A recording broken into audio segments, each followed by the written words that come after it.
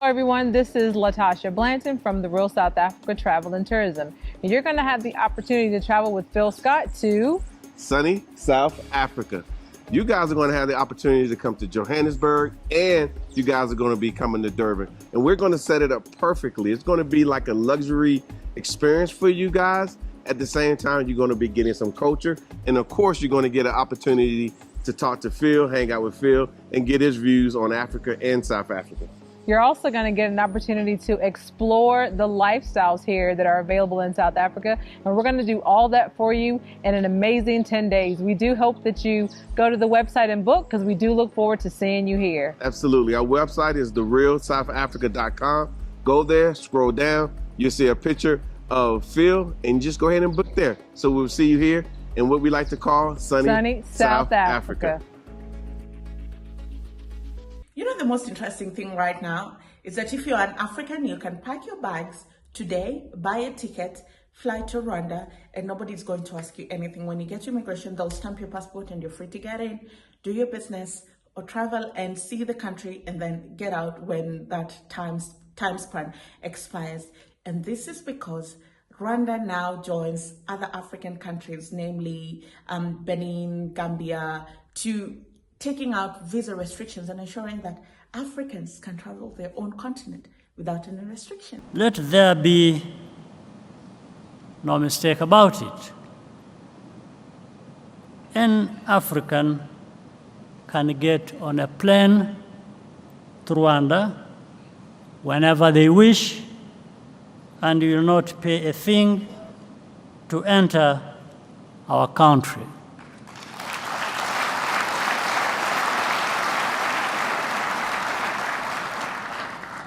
We should not lose sight of our own continental market.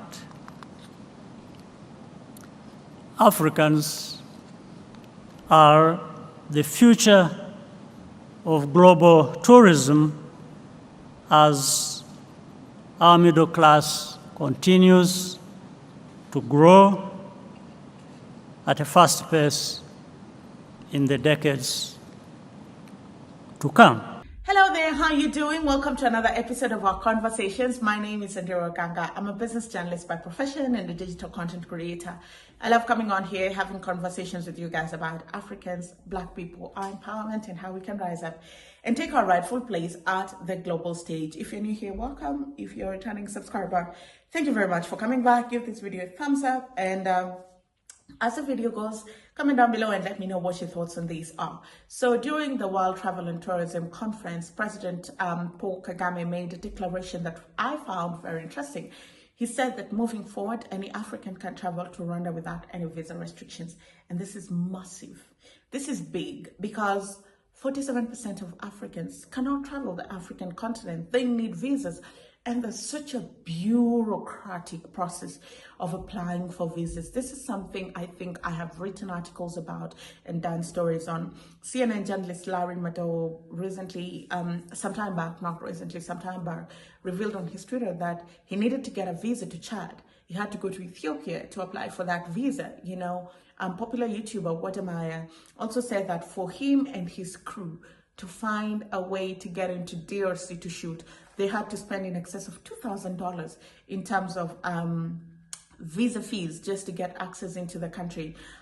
We've seen Africans get deported. There was a story of a Nigerian lady who said she had booked a holiday in Madagascar. Madagascar is beautiful. And she was very excited about her holiday, and she checked and they said it's visa on arrival. So she booked her trip and left. And when she got to Madagascar, they said, no, it's not visa on arrival. And they deported her. Can you imagine? Like, you plan a whole holiday, you arrive at the destination, and then you're told, oh, you know what? Actually, it's not visa on arrival. So you have to go back to where you came from, apply for a visa, and then we'll see if we can allow you in. This is backward thinking because these borders, they did not exist before. They were drawn by colonialists who left. And these people that drew these borders have gone on to do away with borders. The borders just exist in papers. You can travel around Europe. And this simulates movement of people and goods. If you look at trade in Europe is at 51%. If you look at it in Asia, it's at over 70%. In Africa, it's less than 20%. Why? Because we are hell-bent on upholding these borders that were given to us by colonial masters, and it just doesn't serve us. You know, one of the passport holders that I've had the hardest time on the African continent are Nigerians. They're always bullied everywhere they go. It's just so hard for them. And so because of this new directive, then it just means that Nigerians who want to come to Rwanda can easily come to Rwanda. They're very entrepreneurial people, irrespective of what you've heard about them. I think as an African and someone with Nigerian friends who knows the real Nigeria outside of the landscape or the lens of Western media, it would be a great opportunity. And what we're saying is open up the continent. Open up the continent. You know, South Africa most recently removed visa restrictions to Kenyans, and it came into effect January of this year. And I was going to South Africa just a couple of weeks back. It was so easy. It was so easy, you know, and you know, these things are not even well known, because at the airport they were asking me, where are you going? I said, South Africa. Do you need a visa? I said, I'm Kenyan. I don't need a visa to go to South Africa. It feels good. I can go there for a quick trip. I can go there for vacation, and it's just seamless and easy. Simulate movement of people and goods. That is what we are asking for as Africans. Anyone in the world would want to travel to. That is how early on we identified tourism as a key driver of economic growth and employment. We have not been disappointed.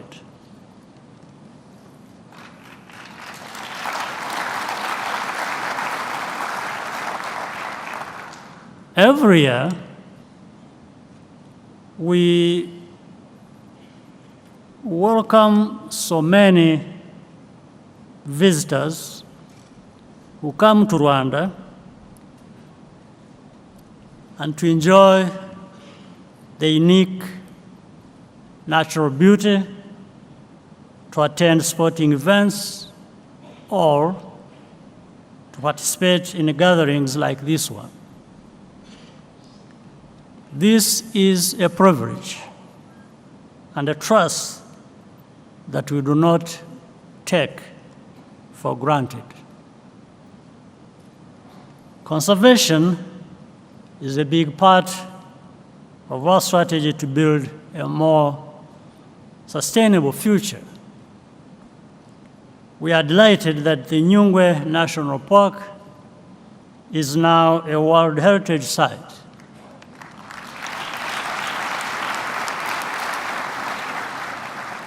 We're also investing in the infrastructure and skills to host major sporting events such as Basketball Africa League. Globally,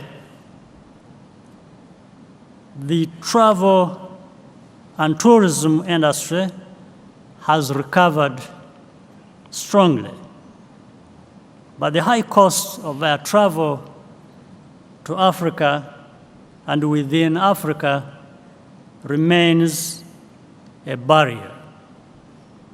Implementation of the single African air transport market is therefore an important priority.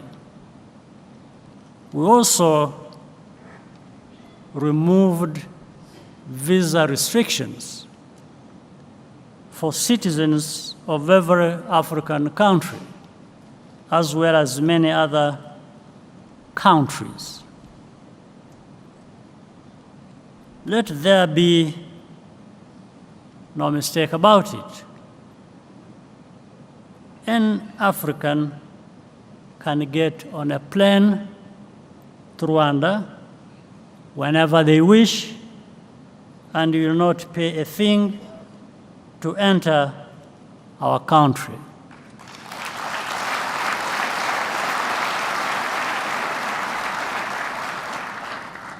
We should not lose sight of our own continental market. Africans are the future of global tourism as our middle class continues to grow at a fast pace in the decades to come. We must work closely together with partners like you to continue developing Africa into a premier destination for global travel. I hope. Well, thank you very much for watching. That's all we had for you in this episode of our conversations. My name is Ondiro Oganga, and I will see you next time.